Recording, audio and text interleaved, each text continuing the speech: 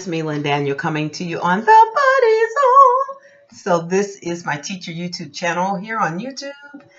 This is my oldest YouTube channel, and I want to thank everybody who stops by. On this channel, I primarily speak to teachers and aspiring teachers or educators, and we talk about that teacher-educator work-life balance, how to achieve it, and how to maintain it, and stuff like that. So I want to thank you for stopping by. I just wanted to check in today. It is Saturday. It's Veterans Day, Saturday, November 11th, 2017.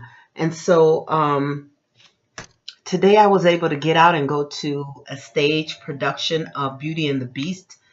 A family friend's child was an actor, had a secondary role, but an important role that moved the story along. He was on the stage a lot, and so I was able to see him act, and his voice is beautiful. My goodness, he is such a natural. And that production, I'm telling you, it made me think of the St. Louis Muni Opera, because the St. Louis Muni puts on the best productions, and this production was right up there with the Muni, or exceeded. It was that good. And so yeah, and I think the last show is in progress right now. So, and every show was sold out. So too bad if you missed it. Yeah, so I guess I could talk about some updates. I told you all I was getting, well, I didn't tell you all. I put it on my brand new channel.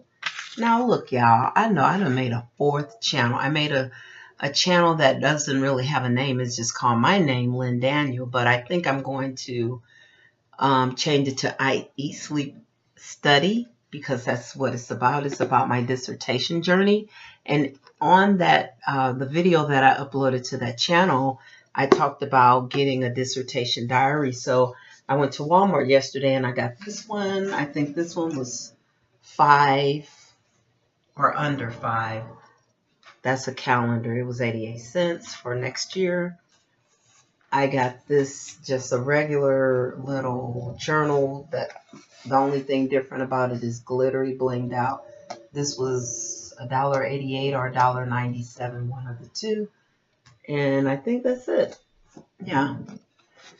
So I'm using this one right now, and I am on my chapter 3 methodology, and I just wanted to be able to have a place to put my thoughts, my ideas, questions, process, steps,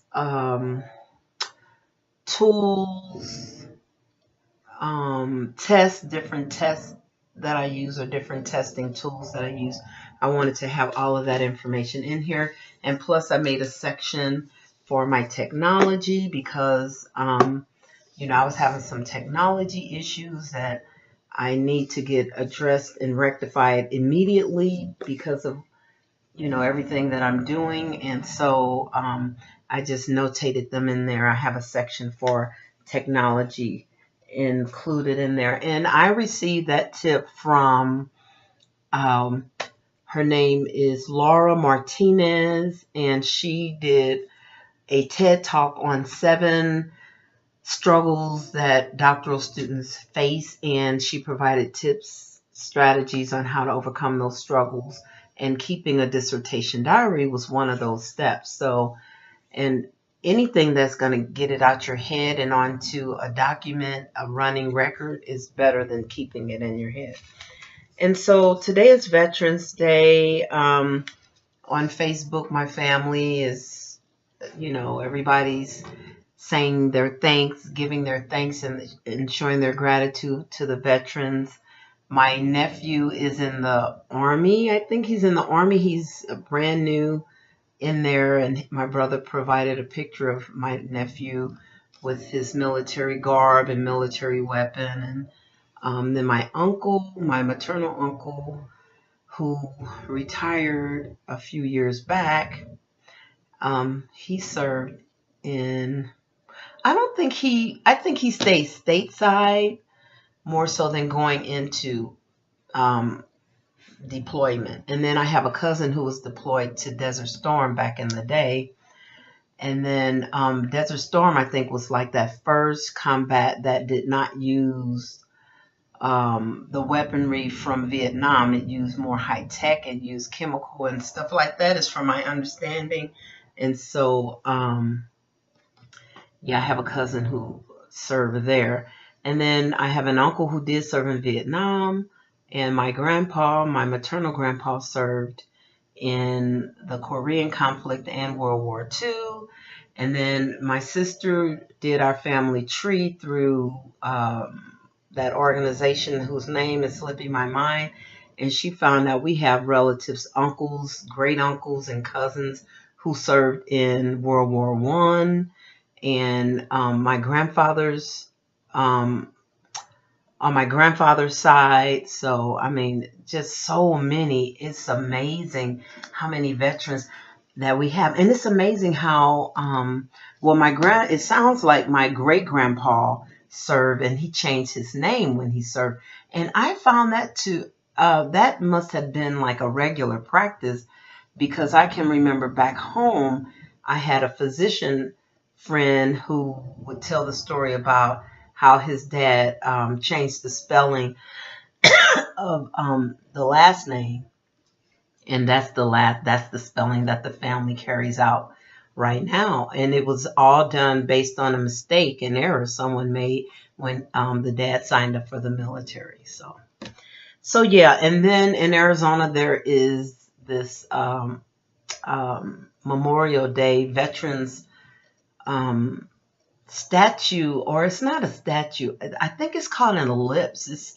It has like 4 monuments, if you will, and when the light positions at 11 o'clock, the beams of light shoot through those 4, and then on the ground you will see the emblem of the United States or something, of the military, or some kind of emblem.